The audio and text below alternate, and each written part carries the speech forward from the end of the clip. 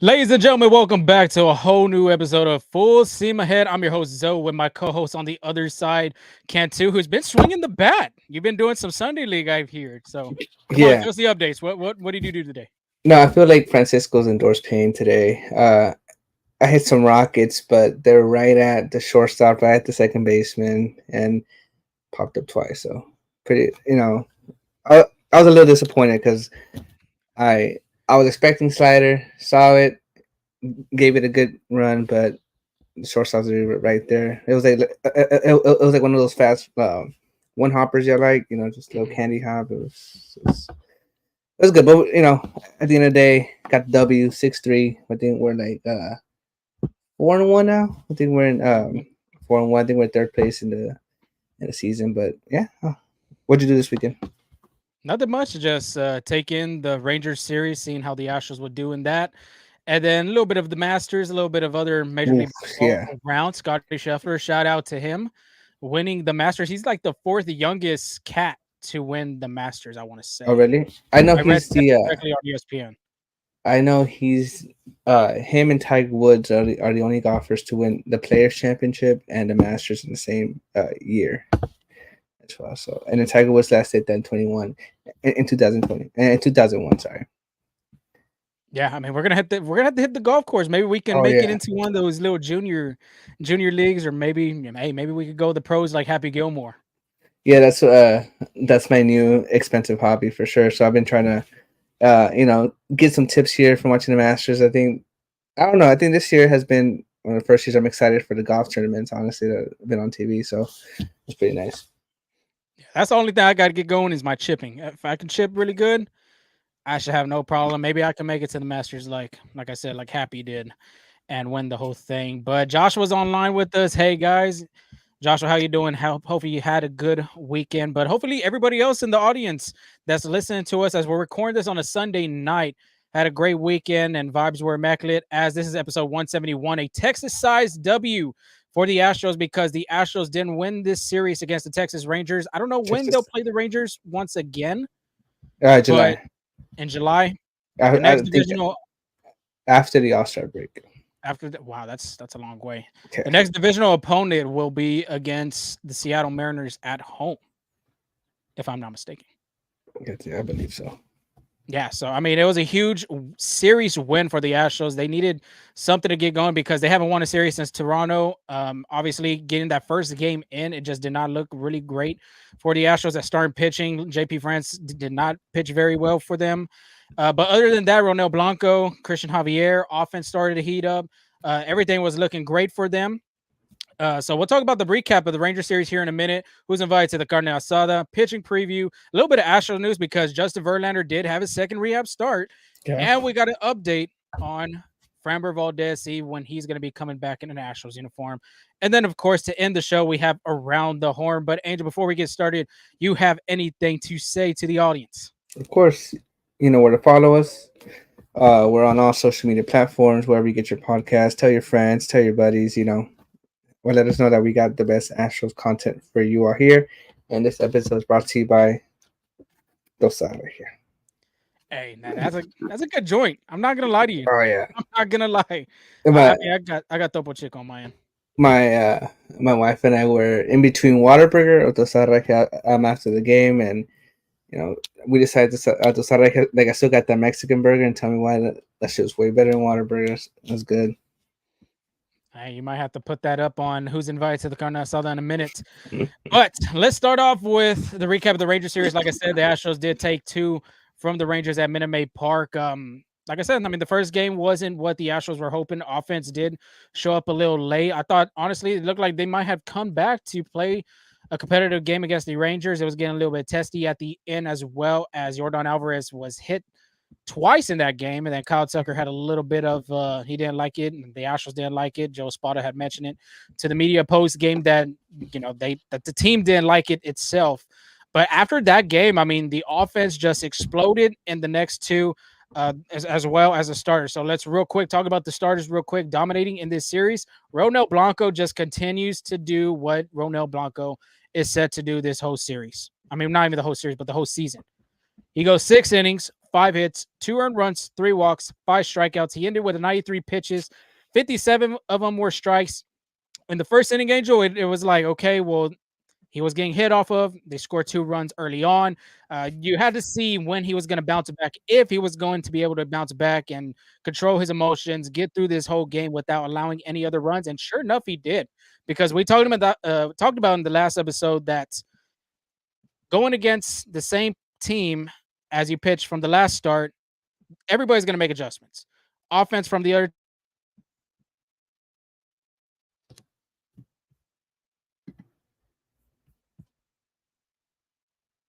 Wait, is it me?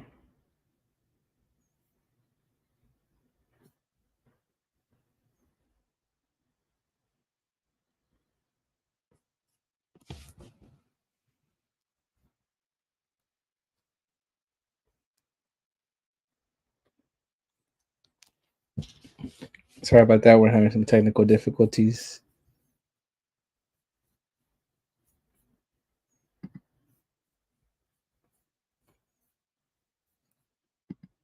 But I just carry on where Zoe was.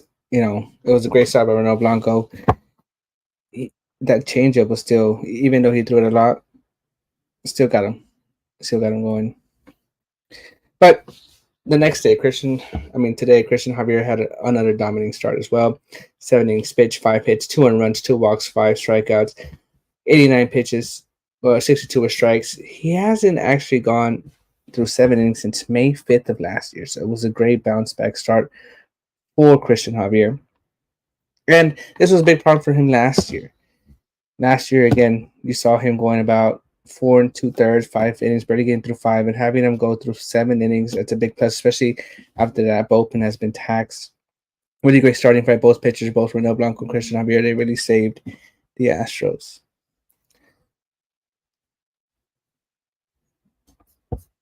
Oh, you're back. You're there? Yeah, I was just telling the people how Ronel Blanco and Cristian Javier just saved the bullpen, saved the arms. I didn't know if it was me or you, so it was kind of like a brief pause, but we're back. We are back. Yeah, sorry about that. I guess it was my Wi-Fi on my end. It just cut off, but I'm glad you were able to continue the segment with those starters. So you talked about Ronel Blanco. You already knocked off Cristian Javier, correct? Yeah, as well. Yeah. Yeah, I mean them guys really helped the bullpen, like you said. I'm pretty sure you went into deep detail with that. But those 2 guys have been the most consistent starters in these Astros rotation so far. JP France has been shooken up. Hunter Brown's been really shaken up. Spencer Arrighetti, of course, had barely his first start in his MLB debut. Framber Valdez battled right now, not throwing, of course. So these 2 guys have been anchoring this starting rotation, and I think they've done a pretty good job, I would say. Yeah, absolutely. Like I was just saying that, especially since they had this long stretch of no off breaks, they they have been huge because again, like you saw the starts they got in from the last starting pitchers, having them go 6 and 7 innings is always great. Yeah, definitely. So being able to keep that bullpen intact, not taxed, not being able to have them pitch a lot, I think that's pretty big because the Atlanta Braves are coming into town to face the Astros before they'll have their first off day on Thursday, and then they'll be on the road. I think 3 games I want to say on the road with Washington, Chicago, and then I believe the Rockies. So good in on good on their part. Let's start out with Kyle Tucker too, man, because King Tuck has been going off after that little incident in between Yordan Alvarez and that pitcher, and then obviously that happened. But we'll talk about that right here. 4 for 9, 444 batting average through this series, 2 doubles, 2 home runs, 6 RBIs, 5 walks, only 1 strikeout. I think that was the biggest stat that I saw from this series was his K percentage. Obviously, only striking out 1 time. If you look back in these other series, he's had multiple strikeouts.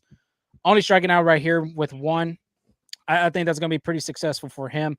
But like I was saying, Yordan Alvarez was hit by a pitch. I think that was the second time he's been hit in that game.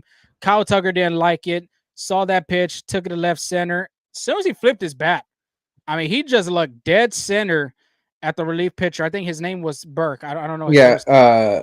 Brock Burke. Brock Burke. I mean, you have the whole info on that situation too, whenever you want to tag along. But after that, I mean, it looked different from him. The team looked different as well. I mean, everybody was pumped. When Mauricio Dubon got on bag, he looked at the dugout. He was yelling. Victor Caratini getting that RBI as well. He looked at the dugout. He was yelling.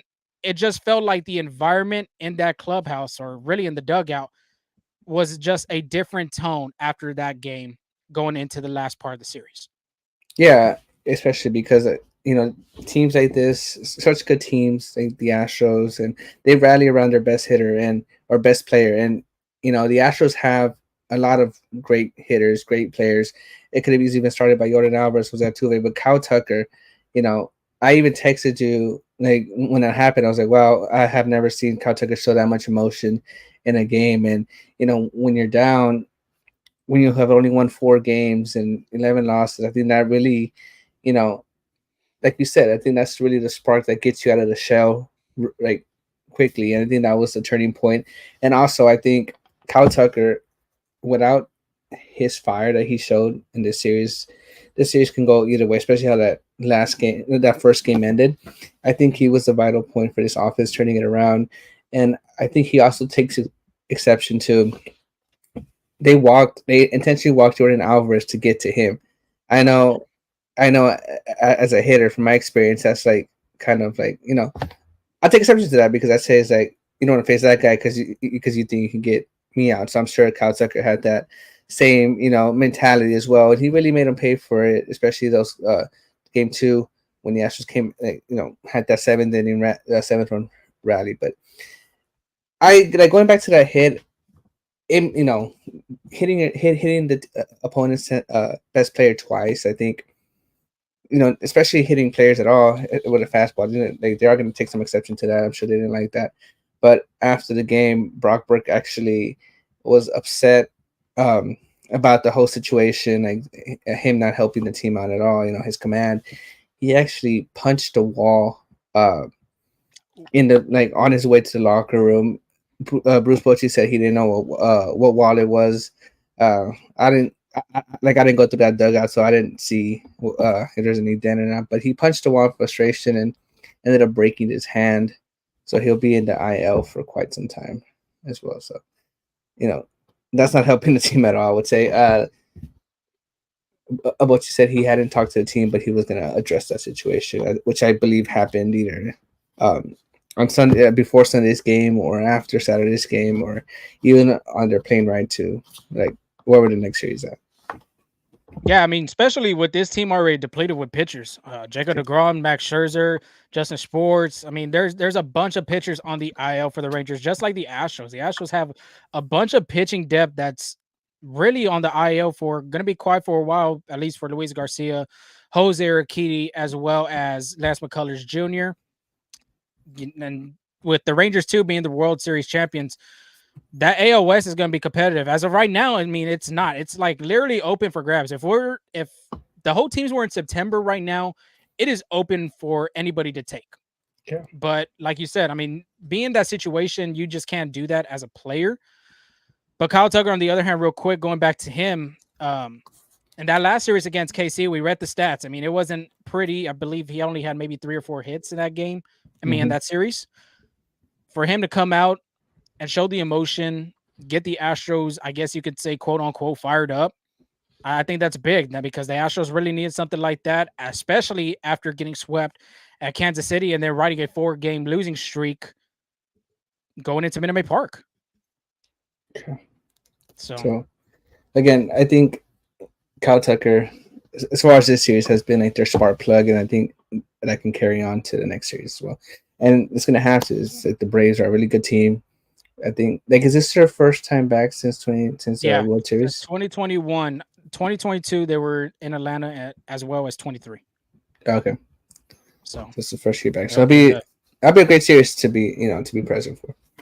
It will. So if you got your tickets, make sure to head out to Minute Maid Park and catch the rematch of the 2021 World Series. But before we get to the next step, I had to ask you, man, because you said you've been in them situations. Was that today's game? Did they walk somebody to get to you? No, it wasn't today's game. It was like I was about to say, let it off your chest right now. Come on, just start telling us how you really feel. But moving on to the offense, because that's been the biggest part besides the Kyle Tucker being that spark plug and Jordan Alvarez, Jose Altuve doing their thing. They needed to step up in the middle of the order and at the bottom of the order. And sure enough, credit to all the guys in the middle in part of the order. They did their jobs for the Astros, and runners in scoring position specifically as well. Friday, runners in scoring position, they were 5 for 9. Saturday, they were 6 for 16. And Sunday, they were 3 for 9. If you look at the numbers, I mean, 5 for 9, that's pretty strong. 6 for 16, that's I would say strong too. And 3 for 9, decent. But I mean, that's what the Astros needed. They've been struggling with runners in scoring position. They've left a lot of men on base, and for them to be able to capitalize on the pitcher's mistakes and being able to bring some runs in through a bunt, which we saw a sacrifice bunt from Jake Myers, John Singleton hitting a little infield single to left off of I don't know who, but to Josh Smith at third base. I mean, just being able to find a way on, that's going to be the biggest part for the Astros, and especially just trying to find a way to score runs as well. If it's on the outside corner, just hope and poke and make a little bloop to right. And sure enough, I mean, Mauricio Dubon did that, and Adolis Garcia just missed it. Yeah, I think a big key to that seventh inning was hitting the ball the other way as well. You saw Carantini pull a pitch and Jose Altuve too, but other than that, Kyle Tucker's double, Jeremy Pena's hit, like there were all the other ways. So I feel like if you can take that part of the field and include that in your repertoire, like you just saw a glimpse of how great this team could be when they're not stranding runners on, right? They are getting those situational hitting, and I think this is just a small glimpse of what could occur later on in the season. Yeah, Victor Caratini himself too had a double down the line, passing a diving Josh Smith. So I Yeah. mean, the bats were there, like you said. You made a great point right there. Offensively, hitting the ball the other way, I think that's going to be very important to succeed in this lineup. But real quick, going down to stats, I'm not going to give everybody stats. I'm just going to say how many hits they had in the series. Jerry Pena had 6 hits. Chas McCormick had 2 hits, which he only played one game due to that hamstring soreness, and he was trying to battle that. Jose Abreu had 2 hits. John Singleton had 3 hits. Victor Caratina, 2 hits. Dubon, 3 hits. Myers, 3 hits. When you could be able to contribute in the middle part of the order and the bottom part, because we talked about before, Jose Altuve, Jordan Alvarez, they're not going to be able to carry the whole team throughout the season. If you could find a way to get that middle part going and the bottom part as well, then this lineup is going to continue to be scary. This is the first time, I believe, seeing from this whole season, from the first guy to the last guy of the lineup, be able to contribute in a big factor. Yeah, I mean, this again, like I said, this is like a small glimpse of what's to come. Like everything was pretty good for the Astros series, and I think it started with Kyle Tucker. Yeah, and I think, like you said, he could be honestly, he could be the MVP of this series. But recapping, breaking it down, the last part of it, Astros getting 2 wins from Texas.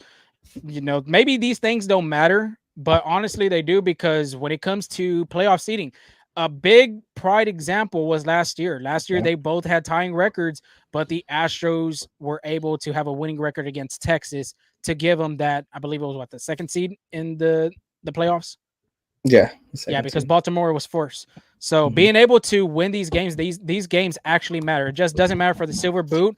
It matters for seeding going along the way when the Astros, what happens in October.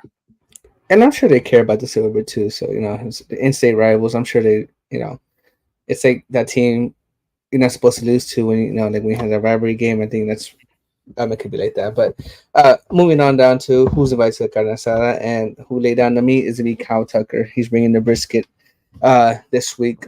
We're going with some smoked brisket this time, with some barbecue glaze or that brown sugar, however you like it. But uh, it was a great series for Kyle Tucker. He went 4 for 9, had a 4.44 batting average, 2 doubles, 2 home runs, 6 RBIs, 5 walks. And a strikeout. Yeah. So he's, I think he's kind of taking that Alex Bregman role where he's, finding a base, get on. And you know what? We forgot to mention that. I know you talked about moving Kyle Tucker up to that second hole. And you know what? After this series, I kind of agree with you, especially how, he finds a way to get on base, via the walk and stuff like that. And because that actually offers some protection for him as well, because you have Jordan Alvarez right behind you. So I think he'll be able to get some good pitches to hit. So I agree with you in that, I recanted my last argument and I'm agreeing with you this time around. But moving on. Oh, what did you have to say? No, real quick, I forgot to mention too. Alex Bregman didn't even play the series. Yeah. He was Did dealing not. with a cold, so huge series win for the Astros. A great Kessinger. Shout out to him to be able to step up and play some third base as well as Mauricio Dubon. So Especially just want to Dubon, throw that yeah. out there as well. Taking advantage of whatever opportunity they have, especially Dubon and Caratini as well. But Jose Altuve is the next one. I think he was a key for Sunday's game as well. 6 for 14, 428 batting average, 2 home runs, two solo shots off Nathan Novadi. I believe it's his seventh home run off, 7.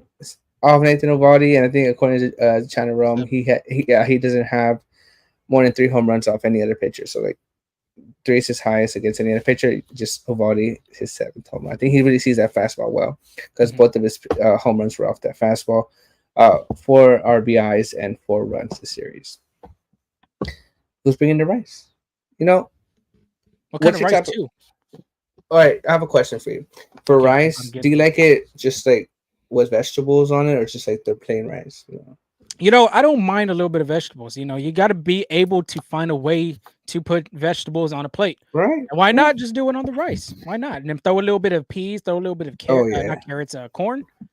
Nothing wrong with that. My Nothing wrong with that. my grandma actually makes this like when she makes it, she puts it like cut tomatoes, some peas, some green beans, Oh yeah. corn, like you said. Mhm. It's My wife does a jalapeno on hers, so oh she really? likes to bring the spice when it comes to rice. Nice. Like just like separately, or she puts it inside the rice, like She while puts it's it cooking. inside the pan when the Oh, rice nice. cooks, so it savors that flavor.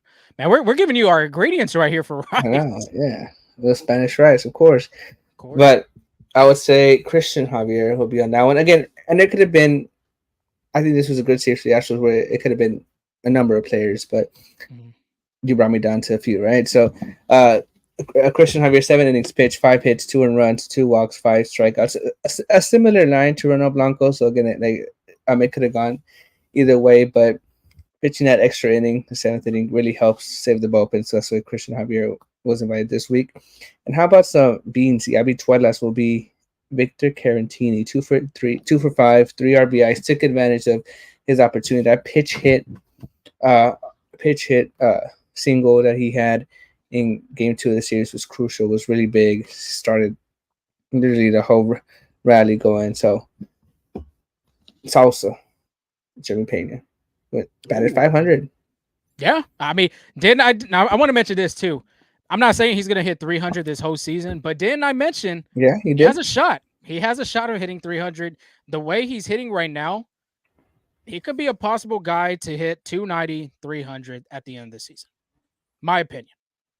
I still think 280 this year, but I mean, he has a chance. He The has a way chance. he's hitting right now, that's what I'm saying. The way he's hitting right now, he has a shot to hit 290, 300 at the end of the season. I know we got 100 plus games still left, but the way Yeah, he is hitting the ball, the adjustments that he's made in the offseason, it just shows what he's doing, what he's capable of being in his third year.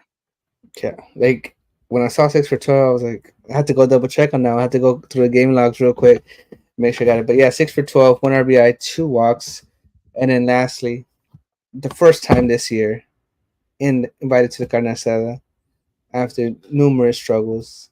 He's bringing the Cervezas, the Cacique, the Cuban beer. Oh, Jose Abreu. Jose Jose. Abreu. He went 2 for 8.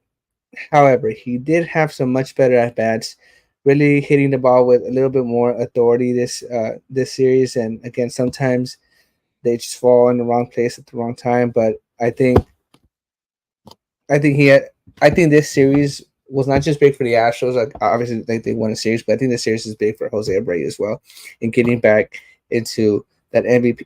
I'm not gonna say fully MVP form, but getting back to regular Jose Abreu numbers.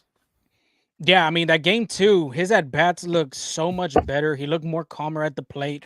He was hitting the ball with solid contact, driving the ball to the gap too. He just looked like a totally different player. And Yeah, that's when I said, when it comes to confidence, you have to go to the box with a clear mind. And that's probably yeah, been what he's been struggling with because of the past experiences was he's done during this part of the season. I mean, he hasn't been really hitting well. And like I said, the second game, he just looked different. Third game, he did have a strikeout on a fastball, but being able to make contact, good contact, solid contact, that's what matters because you got guys like Altuve, Bregman, Tucker, Diaz. You can add to the list as well.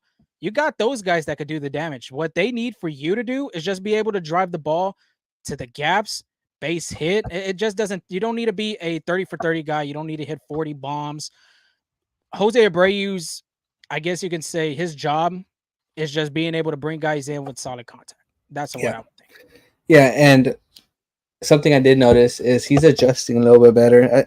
I think you're right. I think timing is an issue because he is getting blown by fastballs. Like I don't know if he was expecting something else, but Heaney like threw an 89 mile per hour fastball right past him. Mhm. Right, he tried it again, and that's when Abreu had a pretty good solid contact to the outfield. So he is adjusting again. He has been putting on the work. Like we said numerous times, he's one of the hardest workers there is in that clubhouse. So having those great at bats can really turn things around. Because like, yes, it's an out sometimes, but you walk into a dugout, be hey, I hit the ball hard, Yeah. and you're right. Confidence could be an issue, especially hitting in that eight spot. But Jose Abreu is a professional. He like I'm sure he's talking to himself, saying, "Hey, I'm in this eight spot. I don't like it. I don't want it to be here. How do I move up?" Well, you got to hit the ball, right? So I'm sure he's taking, you know, things into his own hands in there, and I think he's kind of saw it this series as well. Yeah, I think it's a big stepping point for him going after this series, going to the Brave series. I think that's a big much improvement for him. But real quick before we move on and go to the preview, let's get catched up with the comments. They needed that series win in the worst any way possible. Rob JP3 Fire and of course Joshua Inniget. I'm hoping Abreu and Singleton have turned corners, which I honestly think too. Singleton's done a fantastic job when his number's been called. His at bats look good, and the plate discipline's there. I mean, he's been making solid contact. So with those two guys, I think it's looking promising. Hopefully, like I said, if Abreu could continue doing what he's been doing in this series and carry it to the Braves, I think with those two at bat, not two at bats, but those two batters, it could help the Astros offense. And I know we'll talk about it later, but Joey Loperfido in the minor leagues, I'm sure is putting Yeah. pressure on both Jose Abreu and John Singleton from that first base role. Yeah, definitely. Which we'll talk about that here, like you said, in a little bit. But let's get with that preview for the Atlanta Braves as the Braves come into Houston for the very first time, like we were talking about, since 2021 of that World Series Game 6. And to get there, of course, everybody remembers that Jorge Soler bomb out of Minute Maid Park. Of course, everybody's been talking about too, that it's still flying around orbit, but Atlanta's 9-5. It's a good competitive team. They did lose their number one guy, their number one ace, I would say, in Spencer Strider. Hopefully prayers for him. Speedy recovery as well with Tommy John surgery. But that's what it looks like for Monday because it's been yet to be announced for the Braves starter. But Monday, 7:10 start time, you got Spencer Arrighetti for the Astros with an 0-1 21 ERA. 21 ERA. Yeah, it sounds bad, but we'll talk about this. Start KC, 3 innings, 7 hits, 7 earned runs, 3 walks, 2 strikeouts. And we talked about it in our last episode. His hits, the hits that he allowed, it wasn't hard contact. It wasn't 95 plus 100 exit velo off the bat. It was below that. I mean, it was just a lot of soft contact generated for him, as well as the players on the other side. The Royals hitters were making great at bats. They made adjustments and they were just hitting the pitcher's pitches. And like I said, the biggest one I could remember was that Vinny Pasquantino hit that was at chin level and he just took it the other way to left field. So can't do nothing about that. He'll be making his first start at Minute Maid Park. So I'm pretty sure the juice box will be riding for him. I'm pretty sure his parents and his family will be in attendance for his first home start. But Angel, what are you looking for in Eric Getty's first start at Minute Maid Park? You're on mute. Appreciate that. Something that I'm hoping to see is he throws that changeup a little bit more. He has a really great forcing fastball. But he likes to mix it up with the cutter and the sweeper. But I think if he can get that changeup going, he only threw it one time.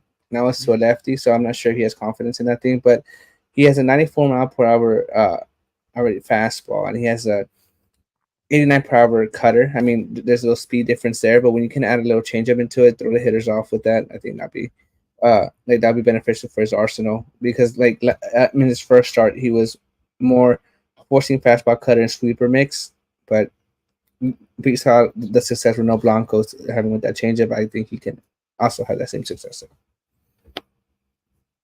You're on mute.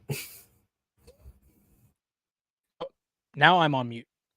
But yeah, real quick with the El Cambio, because that's been helping Cristian Javier. That's helped Ronel Blanco. Some starts for JP France as well. The changeup's been really going well for those starters. And with their Arrighetti as well, he has so much break on it. Why not continue throwing it? And of course, you got to hit your spots. But if Yeah. you have a good changeup to full hitters with the fastball mix as well, I believe he throws, I think he was averaging around 95 to 97 miles per hour on his fastball. So if you have that mix, by all means, if it's going to work, continue pounding the zone with it. So yeah, I'd be interested to see what he does. Yeah. Also, one more thing on Spencer Arrighetti. That sweeper, that's his strikeout pitch, but he didn't in his first start. He was missing too far off the plate where it wasn't like a like a deceiving pitch for the hitters. It was like they knew it was a ball. I think like locating that pitch as well. When he did put in the strike zone, it was either high or low middle. So I think if he could get that pitch working too, it'll be a different outing. Yeah, it should be able for him to hit the zone, because if he doesn't, and then plus I think this might be his last start, possibly last start, because Joe Espada did say he was going to give him another shot. This is his second shot to prove if he's capable of being able to be in this starting rotation for a little bit longer, or maybe a bullpen piece. Or, I mean, he continues to go back to Sugarland and start working in some of his mix and improve his craft in any way, shape possible. But absolutely. Moving on to Tuesday, another guy that's been struggling for the Astros is Hunter Brown. 7-10 start time. He's 0-2 with a 16.43 ERA. He'll be going against Reynaldo Lopez, which that's a familiar face the Astros hitters have seen from his time in Chicago as well as Los Angeles. 1-0 with a 0.75 ERA. And when I looked at that, Angel, I'm like, I remember him being a relief pitcher, and now he's a starter. I think he was a closer for the White Sox too. I want to say too at a time, but yeah, here he is. He's a starter for the Atlanta Braves. And let's talk about Brown before we go with Lopez. Last start against KC, it was one of his worst performances I've ever seen in a starting pitcher. I would even say in Hunter Brown's career, even counting the minor leagues. He only collected 2 outs that game, 11 hits, 9 earned runs, 1 walk, no strikeouts. We've talked about before, he left a lot of pitches in the zone for the Royal hitters. They did generate a lot of hard contact off of him. A lot of baseballs, exit velocity was averaging over 95 to 100 miles per hour. That's not what you want to see from Hunter Brown. He left a lot of hanging curveballs in the zone as well as fastballs elevating out of the zone. So if Hunter Brown, and I feel like we've been saying this forever, Angel. We've been preaching to the choir right here with his command. If his command's going to be there, it has to be there like that. I would say comparing that first start against the Yankees, if it could be certain something like that, being able to go 5 innings, though, he should have no problem. Yeah, that's literally it for Hunter Brown. I'm looking at his heat map on the pitches he throws. That knuckle curve, red means where he throws it the most. You want to guess where that knuckle curve heat map is? I'll go down the middle, lower part, middle of the zone. Yeah, it's in the middle of the zone, but you're right. In the lower part. Like he's leaving it right there for hitters to, take a feast on, and that's what's going on here. And that forcing fastball, he's just kind of throwing it in one location too. That's high and away or high and inside to left-handed hitters, not really mixing. I think he can hit his spots with his fastball a little bit. Will make those other pitches that he has a lot more crucial. And then same thing with the split finger. That heat map he has for the split finger, he's throwing 34 times, but it's right down the middle. Like literally, he's leaving too much things out over the plate, which is a result. Which you saw what can happen in his last outing is when you don't hit your spots, you're gonna get rocked. Yeah, and we've seen, like you said, the fastball's been elevated, like you're saying, with lefties, even righties. He's been elevating the ball, but it's not in the strike zone. It's really out of the strike zone. He's not hitting his marks. If he hits his marks, he's a different pitcher. He's he could be, because we talked about, he could be one of the guys that's in the candidacy for most improved player of the year. Yeah. But he has to show out in these next coming starts, because these back-to-back starts against the Rangers and the Royals, I mean, it's left a huge damper on the bullpen. And against a team like the Atlanta Braves with all-star hitters that I think they had 5 hitters that hit over 50 plus home runs last year. If you leave a mistake, they're going to take it out of the ballpark. Yeah. No doubt about it. But Every single one of them, even guys in the Oakland A's, even they didn't like they're in the pros for a reason. yeah, exactly. You're in the majors. You're in the big times, as they say. But Lopez on his last start versus the Mets, he was 6 innings, 3 hits, 0 earned runs, 3 walks, 6 strikeouts. I mean, from the transition from a relief pitcher to a starter, I mean, there's been some success, and you've preached about this because Jordan Hicks, as well as him being on Angels fantasy team, as we picked him up on the waiver wire.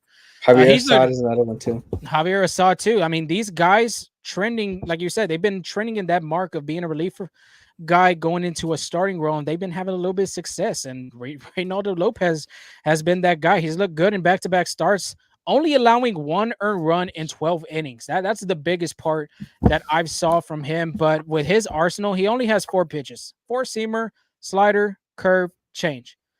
Give me a guess. What do you think he's going to throw the most? Give me the cambio. Not the cambio. The cambio is the least favorite pitch. Oh, He's wow. thrown 1.1% on that. 4-seamer, he's throwing that 115, 65.3% of the time. He is throwing that pitch regardless. So Jose Abreu, specifically talking about Jose Abreu, he's going to have to be able to make an adjustment on that fastball and hit it the other way or try to pull it to the Crawford boxes.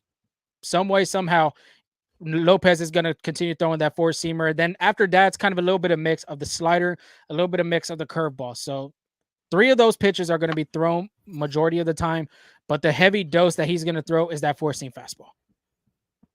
So yeah, and then I think Astros, historically are really good fastball hitters, so it can be a recipe for success for the Astros as well. Yeah, it could be. So it could help them, especially Jose Altuve, who's a guy that loves to attack the fastball early on in the count. He's going to be a guy that's going to be free swinging and possibly doing some damage, just like what he did to Nathan Eovaldi. But moving on for Wednesday, the last game of that homestand. It's a 1:10 start time, so make sure you get your clocks going for that one. JP France is on the mound, 0-2 with an 8.22 ERA. He'll be going against Max Fried. I think Astro fans remember that name. 1-0 with an 8.74 ERA. JP France, his last start versus Texas was not strong. Remember, we were talking about the first game of that series. Well, JP France was the starter of that game. He went 4 innings, 8 hits, 8 earned runs, 4 walks, 3 strikeouts. I guess you could say the Rangers did some homework on him, made adjustments on him. But on the other hand as well, Francis fastball, his command on the changeup, it just wasn't working that he thought he would. And the Ranger hitters just did a fantastic job jumping on the mistakes he had did. But moving on to Max Fried, because I really don't have do you have anything to add on before we move on? Yeah. Yeah, Max Fried, real quick. Last start versus Miami, he threw 6 2/3, 4 hits, 1 earned run, 1 walk, 4 strikeouts. The previous 2 starts, he hasn't been that Cy Young. I think he was the top 5 Cy Young at a time, either in 21 or 22. He hasn't been that same guy in these last 3 games. The last start against Miami, he looked like a different pitcher. But the last time he pitched in Houston Angel, he did close out Game 6 of the 2021 World Series. That was the last time he pitched against Houston at Minute Maid Park. So it'd be interesting to see what he brings. He does throw that 12-6 curveball, which that's going to be his bread and butter between the 4-seamer and the 12-6.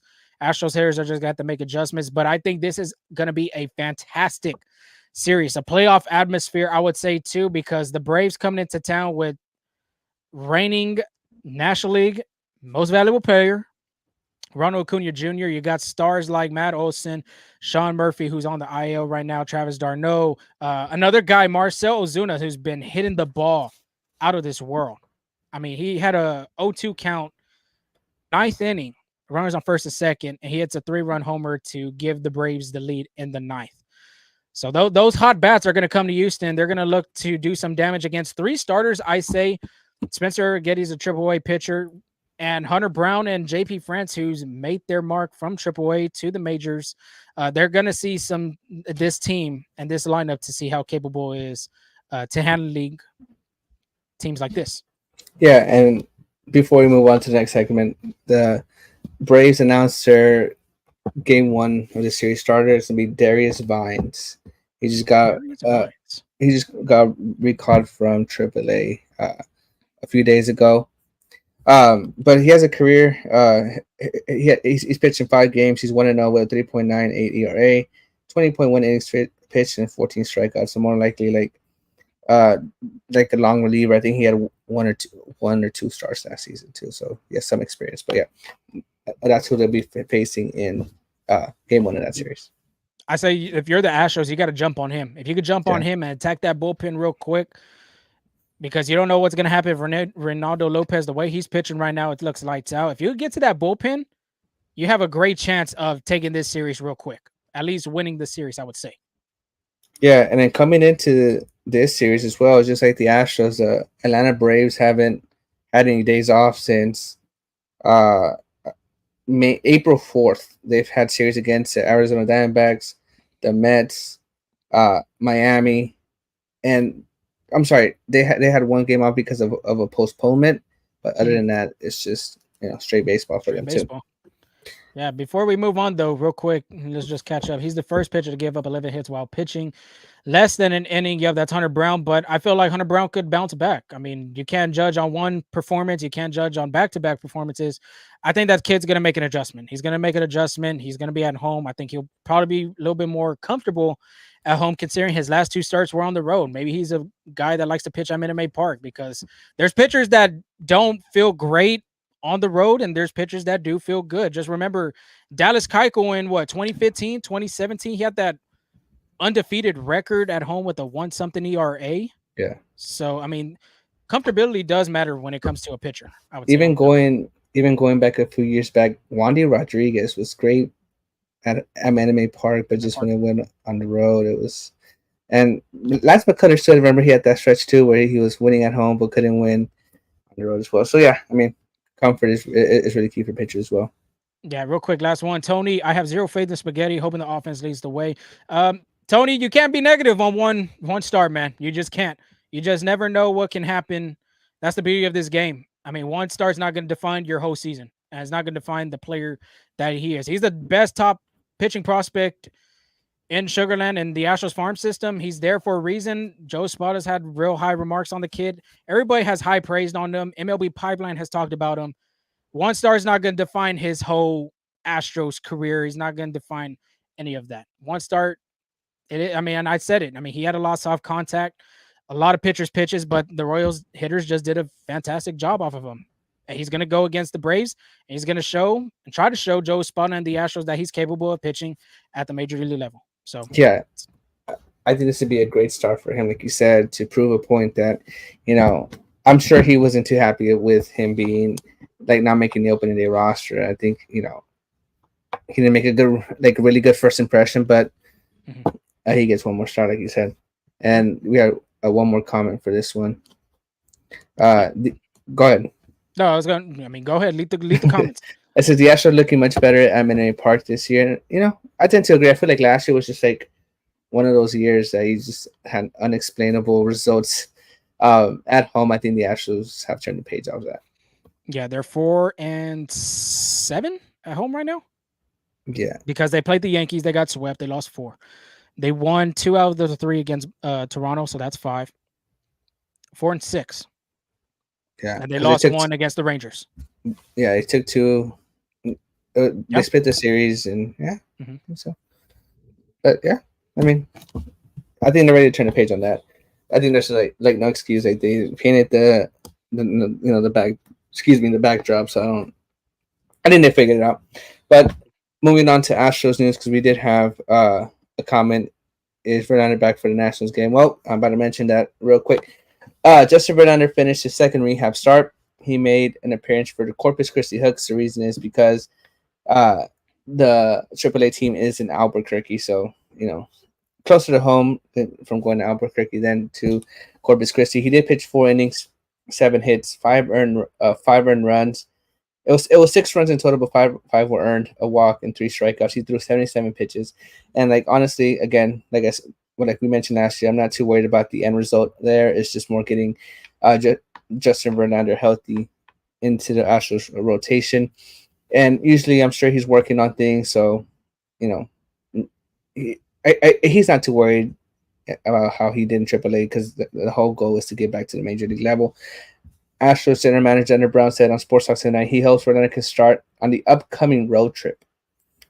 And this is from Dennis Brown. He said, "We'll need him to get back to the rotation.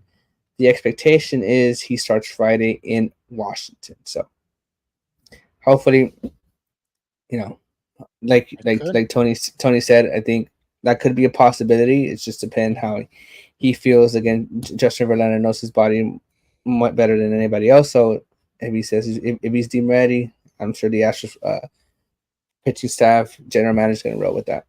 You think is it like a sense of him, like it's not a panic, but you think for him it's kind of almost like, okay, I need to get going, then I can pitch for this team because he's looking at the way the pitchers are getting hit off of, MLB players. You got we talked about Spencer Getty, Hunter Brown hasn't been himself, JP France, his last two starts haven't been the same. I mean, is there a sense of urgency for him, you think, for him to get back? What do you think about that? Because I Absolutely mean, not. even real quick, even his AAA stats, 5 earned runs, and then the first game was 6 earned runs. I mean, what do you think? Yeah, I don't think he's rushing himself. I'd say, like, I think whenever he thinks he's ready, he'll be ready. I'm sure he's paying attention to what goes on in the big leagues. When the Astros were here, while he wasn't playing, he's in the clubhouse. He's around those guys. But at the end of the day, like we've said many times, it's a marathon, not a sprint. So he's not going to rush back if he's not ready. Especially him being 40 years old. He like his job is to take care of his arm and pitch for a long time. The entire close to the entire season for the Astros, not just a few starts and get hurt again. So I don't think he'll I don't think he's rushing anything. I don't think that's Verlander's the type to rush himself. Again, he wants to be 100% healthy before and help the Astros succeed before, when he gets into that mound. Yeah, I forgot. Real quick, Tony has a great point right here. Verlander has to get back to get his guaranteed money in Mm-hmm. 2025. You remember he has that vesting option, Yeah, which I'm trying to figure that out. But go ahead and get on to the next part because I think Tony wants the other part too to to get the news out. yeah. So we have a Framber Valdez update. Framber Valdez spoke to the media. Valdez said he will start playing catch again Tuesday. He hopes to return to the mound when his IL stint is up.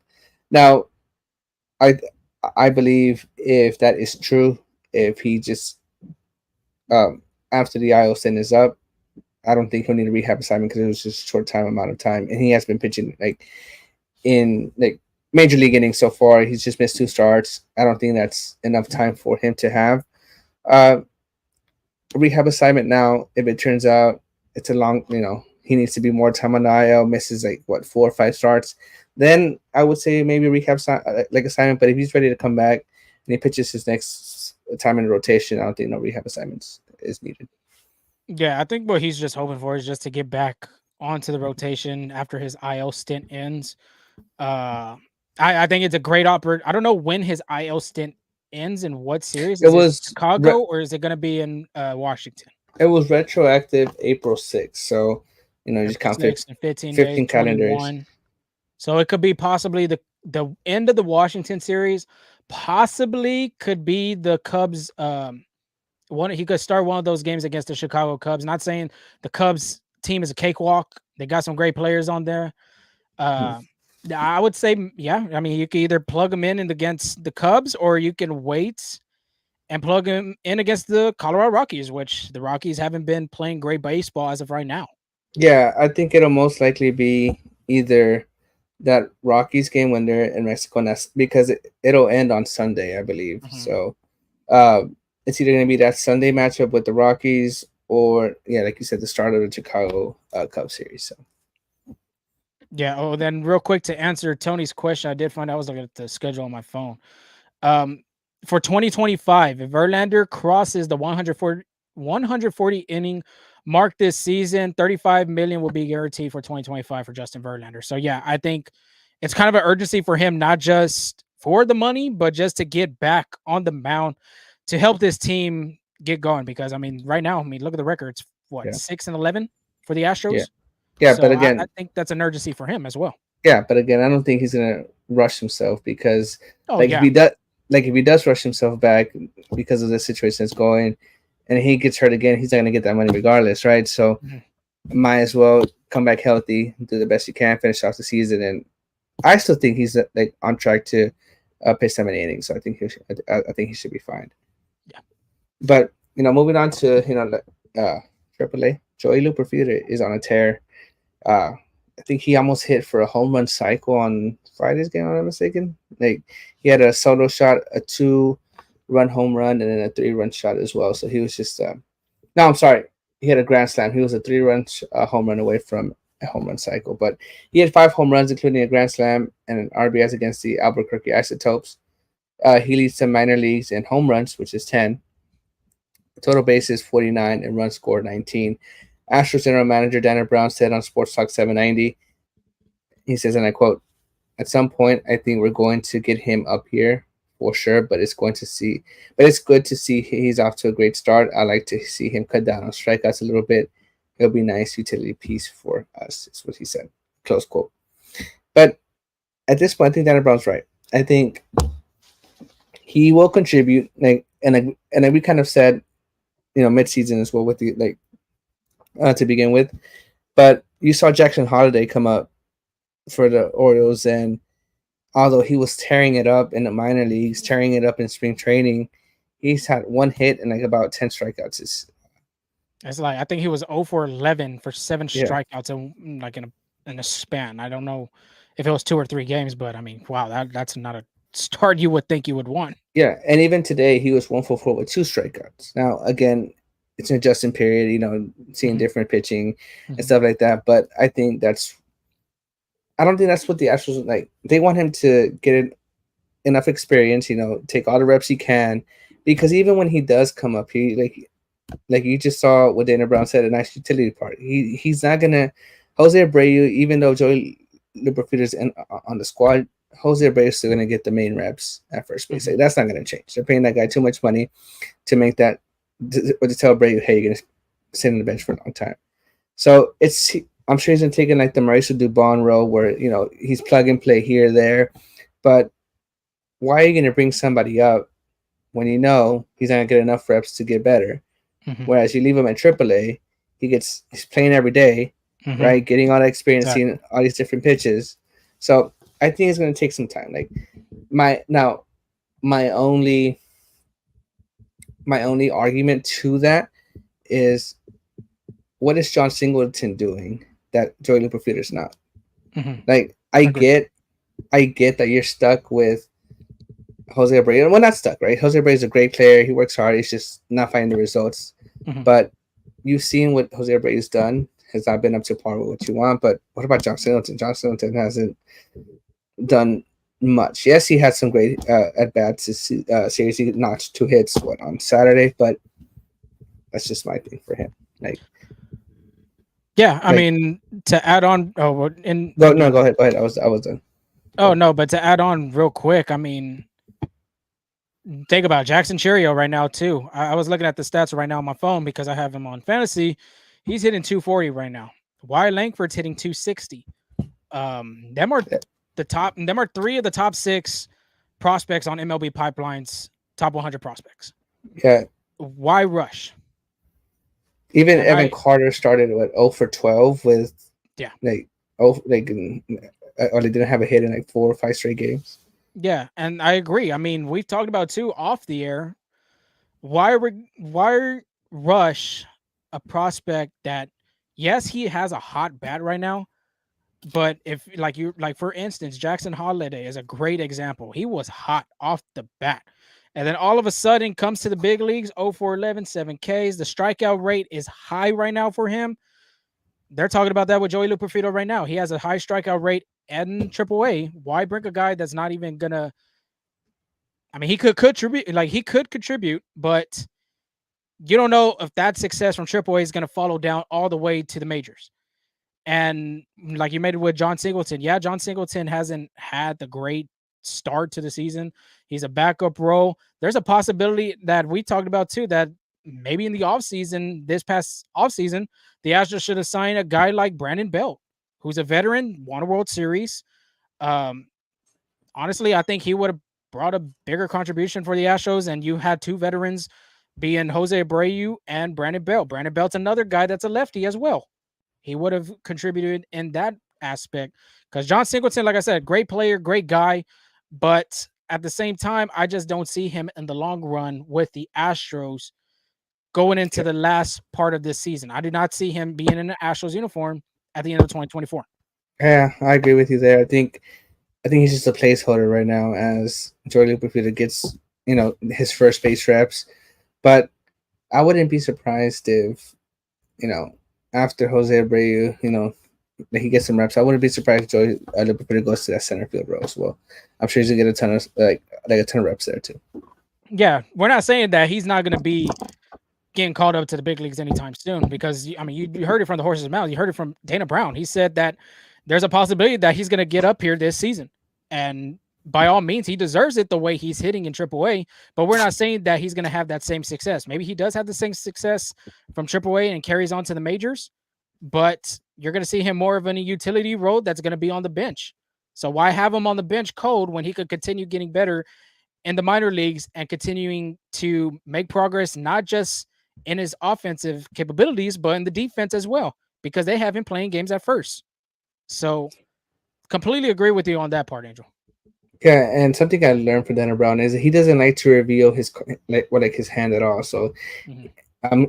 like he said, at some point that could mean maybe like to Dana Brown could mean a week or two mid season, later on in the year. So again, I think he will be in an Astros uniform in 2024. Joey Loperfido will be there, but it's just a wait and see for him. Yeah, real quick, let's catch up. Joshua, I think he's going to be their first baseman of the future. There's a strong possibility that it can be, if he continues getting more reps at first in the minors, there's a strong chance that he's going to be the guy. And then, not just to mention, the minor league coaches said that he's been doing a fantastic job at first base. Like they were shocked. They were shocked. And he did play first base in college with Duke. So he knows that he could play the position. If you're an athlete, Yeah, you could play anywhere. yeah. I mean, But yeah, I mean, Tony, is Yiner a better cleanup guy? Bregman been out, has opened up the offense. Hmm, I think Yiner's a good hitter. I don't know specifically if you would want to plug him in the 4 spot no, just for the fact that they're going to continue throwing them off speeds. And in the past, Yiner has had problems chasing the slider, yeah. chasing the curveball. And majority of that time, you're going to see that in that spot of the 3 and 4 spot. You're going to see a lot of off speed pitches. Yeah, I think Bregman gives you much better at bats. So I think him being in that 4 hole, which is known for the RBI spots, I think Bregman will return into his hole just because what Bregman can do. His history. He's gonna give you those great at bats, and you know what? It's like it probably still will set up Yanni Diaz. Yeah, and, For and Yiner's has been doing good in the 5th spot. Honestly, if you take him away from the 4 and plug him into the 5 or even the 6, because think about it, you have 3 outs just in case you got runners on first and second, runners on first and third, bases loaded, 2 outs. Yiner Diaz is coming up to the plate, and I feel like you have to be confident that he has a better shot than John Singleton. He has a better shot than Jose Abreu. So leaving him in that spot, in the 5 spot, when Bregman returns, I think it's really beneficial for the Astros, especially with the runners in scoring position. Yeah, absolutely. Do you have anything else on the Astros news before we move on to Round the Horn? Let's get it. Throw it around. Let's Let's throw it do it. around. Yeah, pass it over here. But again, we kind of talked about it about him, but Jackson Holiday, he recorded his first major league hit today. Actually, Sunday he went 1 for 4. He did have 2 strikeouts, and like we mentioned, strikeouts have been an issue for Holiday, but it's an adjustment period. I think again, you saw what he did in the minors. You saw what he did on top of that for the Norfolk Ties, and I think once he adjusts, he'll be a pretty good hitter there. But it's just a matter of how patient will the Baltimore Orioles be. So, would you be surprised if they put him back to AAA? I wouldn't be surprised. I feel like it's too early. But I compare his start to Gunnar Henderson because you remember Gunnar Henderson, I think last year had a rough beginning and then later mid to the end of the season he caught fire. So Yeah, I think you just got to be patient with him. yeah. But again, that's pretty stacked AL East, and then the Yankees are like what 10-3, 10-4. They did 10-4. Okay, so I think that puts a little pressure on of how patient they would be with Jackson Holiday. I mean, I'm sure they trust in his abilities, trust in what he can do for this club. It's just, will they be, patient enough? Yeah. But another pitcher went down. Spencer Strider is out for the year. He will undergo a season-ending injury to repair his UCL. So again, the pitching epidemic continues. That's what It's a bunch of pitchers. Period. seven, I mean, eight pitchers, there's a double digits list. already. There's Yeah. a possibility that it could be double digits already. Okay, that's crazy. And again, there's much debate. I mean, like, we've gone on of this. I'm not going to touch it again because I don't want to sound like a broken record. But we talked about it. There's players have had the responses. The Players Association have talked about what it could be. It's just, I think this is an issue that baseball needs to fix because like, you never want to see guys down. Like, I know when the quarterback started going down, like, that's their star show. They started making all these rules to protect them. I wouldn't be surprised if baseball does something to protect the pitchers as well. But the way they're kind of being, I don't know. I don't know what could happen. Again, like, it's a mixture of things: throwing hard, pitch clock, it's all that, literally all into one. So And then, we'll see not how to it goes. real quick to add on to that, I mean, Kenley Jansen closed the game today, and then he talked to the media. Bleacher Report has this. It's quoted from the AP. Red Sox closer expressed frustration post-game stresses needed for higher quality baseballs. So Okay. pitchers know that these just the epidemic of injuries right now to the arms. It's really been a plague in this whole year of baseball for the major leagues. Yeah, it's crazy, but hopefully they have an answer soon because it's not great for any team, a fan base, to lose like an ace in that club. It really hurts their chances for, it really hurts their season. But a former Astro finds a new home. Yuli Gurriel signs a minor league deal with the Braves. Speaking of Spencer Strider, the Braves, it's a minor league deal, so I don't think Astros fans will see him this year. So Yeah. I don't think that would happen, but he found a new home. I'm sure. Well, they have Matt Olson at first base, so I I think think, it's good to have him as a backup. yeah. Sure. So the experience, especially with all the Latin players they have, and I'm sure like Yuli is a well respected player in the major league. So having him kind of be like a mentor role too for Ronald Acuna, for Osuna, and all those guys there. Even Ozzy Albies too. Yeah, I think that's a great addition for the Braves, adding more depth to that honestly stacked team. That team stacked from offense to pitching to defense. So, like we said, it's going to be a great series. Astros, Braves, great series. It could be maybe a probable World Series matchup this year. You never know. But to end the show, real quick, last comments: 12-4 Yanks. Angel, we got it wrong. They're 12-4. The worst team in the AL East is 8-8. Best team in the AL West is 8-8. Just shows you how strong that AL East is. Division. Then Joshua, I personally think the pitch clock and the foreign substance ban have led to increased injuries. Could be true. And then last but not least, on Tony, happy to be in this division. I guess he's talking about the Astros being in the West because, like I said, I think it's just open for grabs right now. No one's at a higher ranking, I guess you could say. Joshua, are you guys still active on the At the Track? We are not.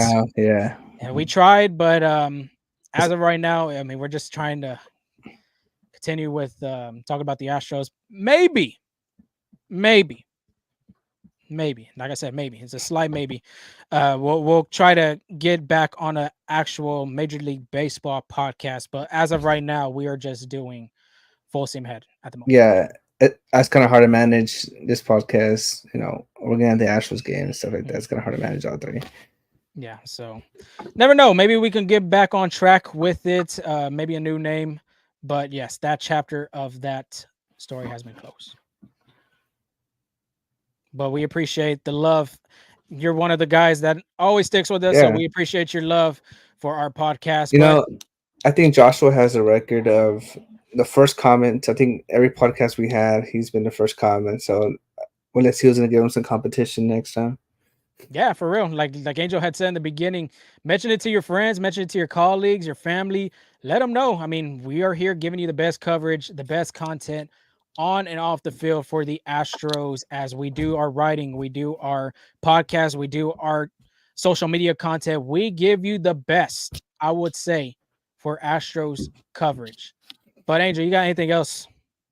No, just and then if you want more in depth of what's going on, like day by day through major leagues, follow our personal accounts too. Like they're right under our names on the screen. We'll be at the games for the most part this season. So if you want quick up to dates, you know where to find us too. Yes, you do. But that is the end of our show. I think we're gonna do a little bit more live now. We talked Yeah, about it. We've kind of I had think the some. vibe's good. Yeah, the vibes are great. We've talked about it. So more than likely, we're gonna do more live. Then we could continue engaging the audience and giving them the best hot takes, topics, all that kind of stuff. I guess you could say of Astros baseball. But till then, we'll talk to y'all possibly Wednesday night, maybe Thursday. We'll have Okay, to see because they do have that off day. I most think we likely do. Thursday probably. Yeah, we do need a day off ourselves. Our voices are probably almost leaving our bodies. But until then, y'all have a safe and blessed week, and we'll talk to you on the recap of that Brave series. See ya. Peace.